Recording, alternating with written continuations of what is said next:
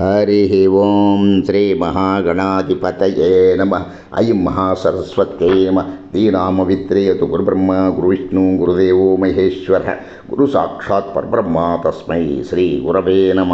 మనోజవం మారుతతుల్యవేగం జితేంద్రియం బుద్ధిమతాం వరిష్టం వాతాత్మజం వానరయూధముఖ్యం శ్రీరామదూతం శిరసా నమామి.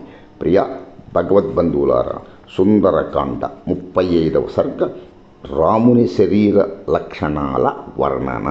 ఇంతవరకు మనము 48 వరకు తెలియజేసుకున్నాము. మరలా 49 నుండి ప్రారంభించుచున్నాము. 49 నుండి సహితౌ రామ సుగ్రీవావు భావు కురుతాం తథా సమయం వాలినం హస్తుం సమయం వాలినం హంతుం తవ చాన్వేషణం తథా సహితౌ రామసుగ్రీవావుభావకురుతాం తదా సమయం వాలినిం హంతుం తవ చాన్వేషణం తదా. నాటి రామసుగ్రీవుల సమావేశంలో రాముడు వాలిని సంహరించేటట్లు సుగ్రీవుడు తన వానర సైన్యంతో నిన్ను సర్వత్రా వెతికించేటట్లు వారు ఉభయపక్ష ఒడంబడిక చేసుకున్నారు.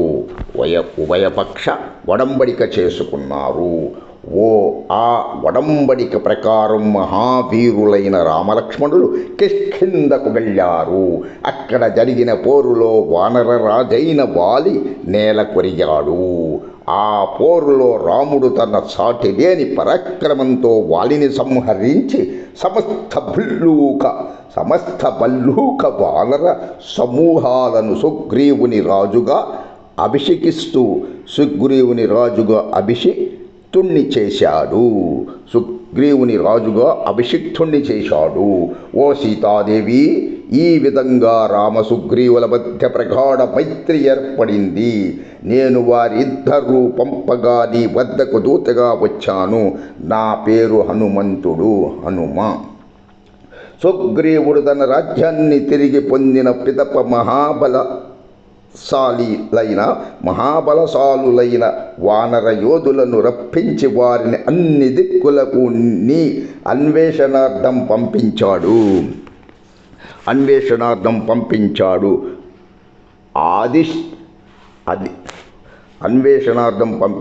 మహాతేజోవంతుడైన ఆ వానరరాజు సుగ్రీవుని ఆదేశం మేరకు మహాపర్వత ప్రమాణంలో ఉన్న వానర వీరులు భూమి నలుమూలలా ఓ దేవి నిన్ను వెతకడానికై బయలుదేరారు. అప్పటి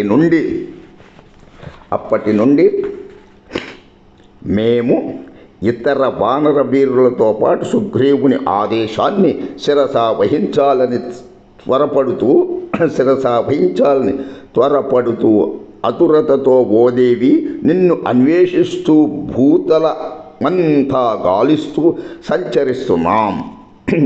శ్రీమంతుడు, వాలికుమారుడు, వానరశ్రేష్ఠుడు, మహాబలశాలి అయిన అంగదుడు 1/3 వానరసేనతో నాయకత్వం వహించి నీ అన్వేషణార్థం బయలుదేరాడు.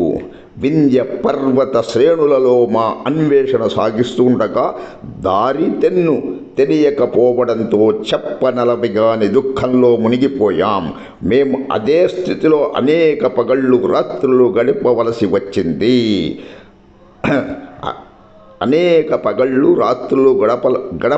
వచ్చింది.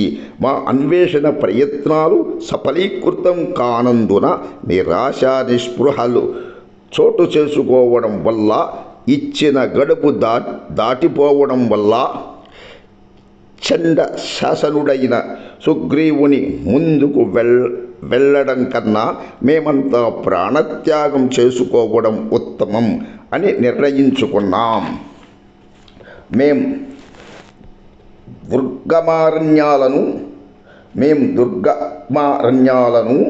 దుర్గాలను, పర్వతాలను, నదులను, సెలయేళ్లను నిశితంగా వెతికినప్పటికీ ఓ దేవి నీ జాడ తెలియకపోవడంతో నిరాశాపూరితులమై ప్రాణత్యాగాన్ని ప్రాణత్యాగానికి సంసిద్ధులమయ్యాం.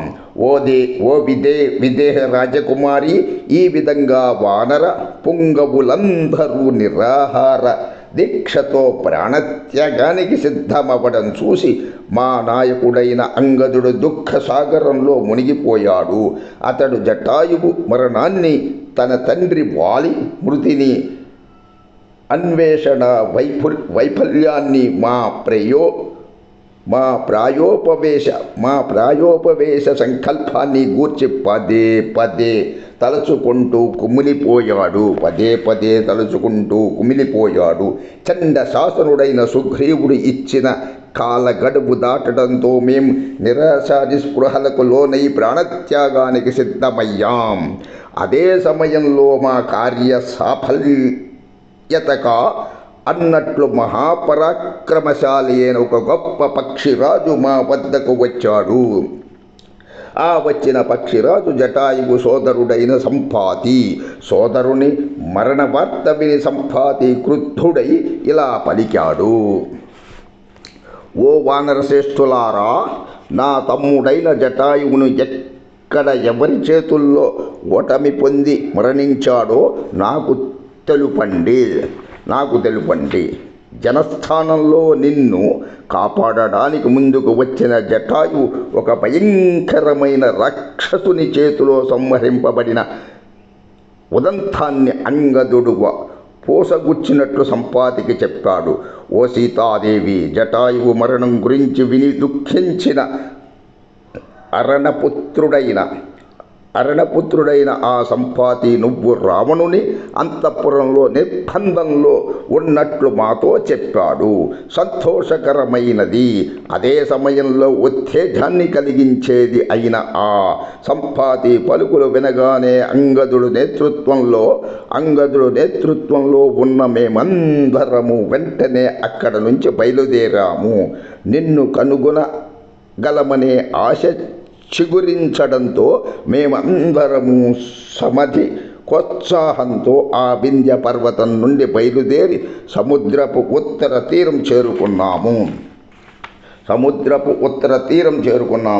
నీ దర్శన కాంక్షతో ఉత్సాహంగా సముద్ర తీరం చేరిన అంగదాది వానరులందరూ ఆ మహాసముద్రాన్ని చూడగానే నీరు కారిపోయారు. నిన్ను కనుగొనే ప్రయత్నంలో ఈ సముద్రం పెద్ద అడ్డంకిగా ఉండడంతో మళ్ళీ వాళ్లను విషాదము కమ్ముకున్నాయి. విస్తారమైన సముద్రాన్ని చూసి దిక్కుతోచక దిగాలు పడి ఉన్న వానరసేన భయాన్ని తొలగిస్తూ అప్పుడు నేను 100 యోజనాల విస్తీర్ణమైన ఆ సముద్రాన్ని లంఘించాను. రాక్షసులతో నిండి ఉన్న ఈ లంకా నగరాన్నంతా ఈ రాత్రి కలయ తిరిగాను. నేను రావణుణ్ణి చూశాను. శోకంలో మునిగి ఉన్న నిన్ను చూడగలిగాను. దోషరహితమైన ఓ సీతాదేవి, జరిగిన వృత్తాంతం యావత్తూ నీకు యథాతథంగా విన్నవించాను. నేను రాముని దూతను. నాతో మాట్లాడు. ఓ దేవి, నిన్ను అన్వేషించడమనే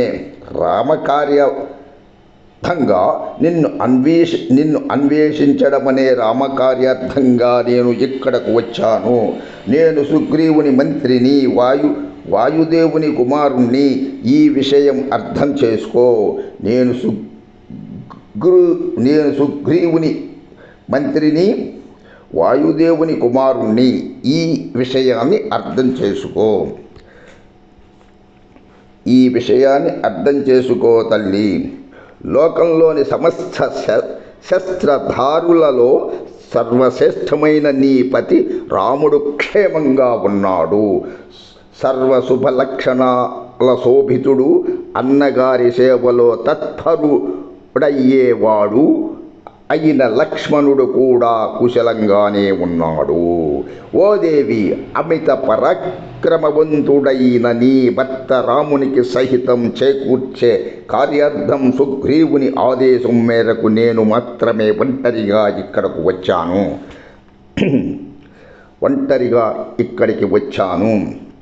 ఇచ్ఛానుసారంగా రూపాలు ధరించగల నేను నీ జాడ తెలుసుకో గోరి ఎవరి తోడ్పాటు లేకుండానే ఒంటరిగా సంచరిస్తూ ఈ దక్షిణ ప్రాంతానికి వచ్చాను.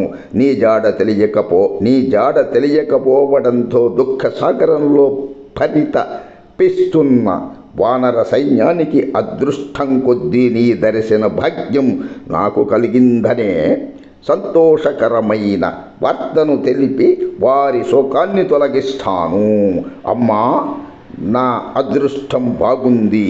నా సాగర లంఘనం వ్యర్థం కాలేదు. నా భాగ్య వశాన నిన్ను కనుగొని దర్శించిన కీర్తి నాకు దక్కింది. నా భాగ్యవశాన నిన్ను కనుగొని దర్శించిన కీర్తి నాకు దక్కనుంది. వీరాది వీరుడైన రాముడు రణరంగంలో రాక్షసరాజైన రావణ్ణి బంధుమిత్ర సపరివార సమేతంగా సంహరించి అతి త్వరలోనే నిన్ను చేరతాడు. ఇది సత్యం. ఓ విదేహ రాజకుమారి, మాల్యవంతమనే పర్వతాలన్నిట్లోనూ శ్రేష్టమైనదిగా ఖ్యాతి చెందినది. ఆ పర్వత రాజం నుండి కేసరి అనే వానరుడు గోకర్ణ పర్వతానికి వలస వెళ్ళాడు.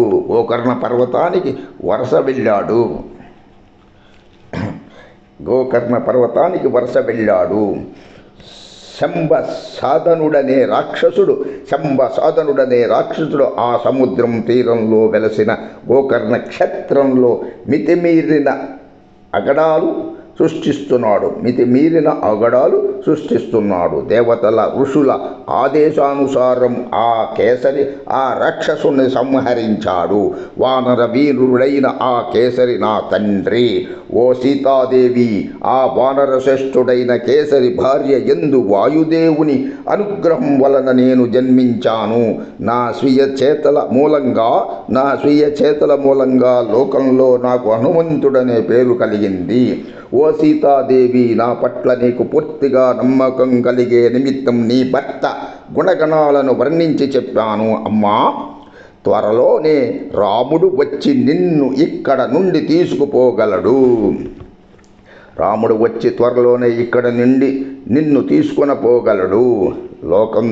శోకంతో కృషించిపోయిన ఆ సీతాదేవి రాముని శారీరక లక్షణాల గుణగణాల వర్ణన చేకూర్చిన సముచిత ఆధారాలను బట్టి హనుమంతుని రామదూతగా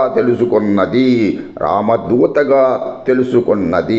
అంతే సీతాదేవి వర్ణనాతీతమైన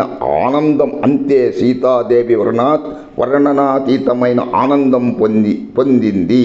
ఆ అపరిమిత సంతోషంలో తీర్చిదిద్దిన కనుబొమ్మలు గల ఆమె నేత్రాల నుండి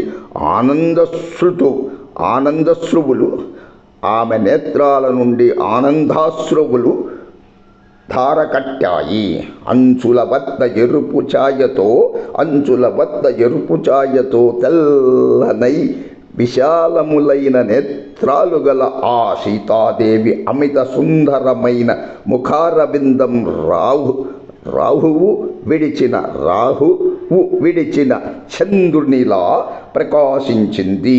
హనుమంతుడు ఖచ్చితంగా వానరుడేనని మరెవరో కాదని అప్పుడు సీత ఎలాంటి అనుమానము లేకుండా గ్రహించగలిగింది.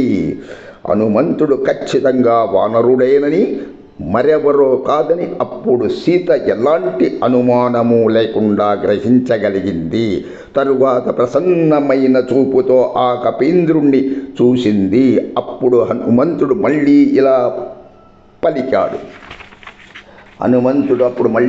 పలికాడు. ఓ సీతాదేవి, ఉన్న విషయాలన్నీ నీకు సవివరంగా తెలిపాను. ఇక నువ్వు ఊరట చెందు. ఇప్పుడు నేను ఏం చేస్తే నీకు ఇష్టమవుతుందో చెప్పు. నేను తిరిగి వెళ్ళవలసి ఉంది. ఓ సీతాదేవి, మహర్షుల ఆకాంక్ష మేరకు కపిశ్రేష్ఠుడైన కేసరి యుద్ధంలో రాక్షసుడైన రాక్షసుడైన శంభసాధనుని సంహరించాడు. మహర్షులు దీవెనలతో వాయుదేవుని వరప్రసాదంగా ఆ కేసరి భార్య యందు నేను జన్మించాను. నేను వాయుదేవుడంతటి బలసంపన్నులు గలవాడిని. హతే అసురే సంయతి శంభ సాధనే కపిప్రవీరేణ మహర్షి చోదనాత్ తతో అస్మి వాయుప్రభవో హి మైథిలీ ప్రభావస్థ ప్రతిమశ్చ వానరః. హతే అసురే సంయతి శంభ సాధనే కపిప్రవీరేణ మహర్షి చోదనాత్ తతో అస్మి వాయుప్రభవో హి మైథిలీ ప్రభావస్థ ప్రతిమశ్చ వానరః. సుందరకాండ 35వ సర్గ పూర్తి. తదుపరి 36వ సర్గ రామముద్రికను సీతకు సమర్పించడం. తదుపరి 36వ సర్గ రామముద్రికను సీతకు సమర్పించడం. ఓం నమ శివాయ చ నమ శివాయ. సమస్త సన్మంగళాని సర్వే జనా సుఖినో భవంతు. లోకా సమస్తా సుఖినో భవంతు. ఓం శాంతి శాంతి శాంతి. సుందరమైనది సుందరకాండ, సుందరమెంతో సుందరము. సుందరమైనది సుందరకాండ, సుందరమెంతో సుందరము. ఓం శాంతి శాంతి శాంతి.